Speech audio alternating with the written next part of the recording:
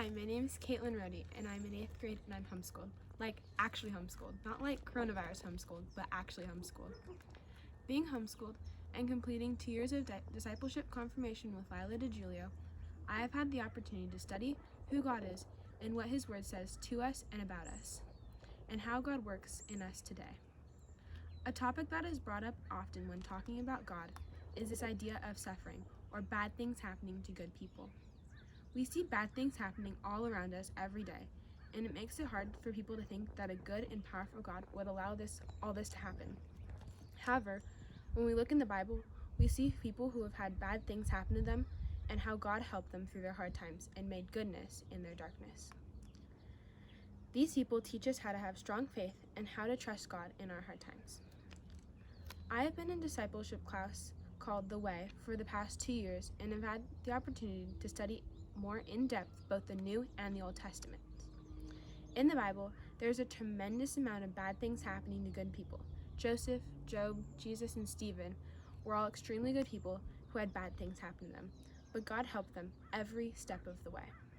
All 4 of these men, Joseph, Job, Jesus, and Stephen, had similar ways of dealing with the bad in their lives.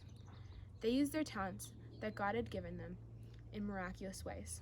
For example, Joseph was left for dead by his own brothers, and yet God gave him the ability to interpret dreams, which eventually led him to great power and helped him to save an entire country from famine. Also, when life became difficult, they surrounded themselves with people they loved and trusted who could help them through their hard times. Another thing they did was after the worst was over, they forgave those who had wronged them every single time. Luke 23:34 says, "Father, forgive these people, because they do not know what they are doing." The last, and probably the most important, is that they went to spend time alone with God. They went to have a one-on-one conversation with a loving God who cared for them and wanted the best for them. At this point in my life, I have not faced many hardships, but I know they will come. I feel extremely fortunate to have so many people in my life to guide me and help me grow my faith.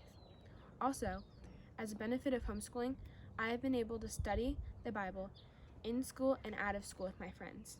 I'm so grateful that God has given me a strong faith and people to help me make it stronger.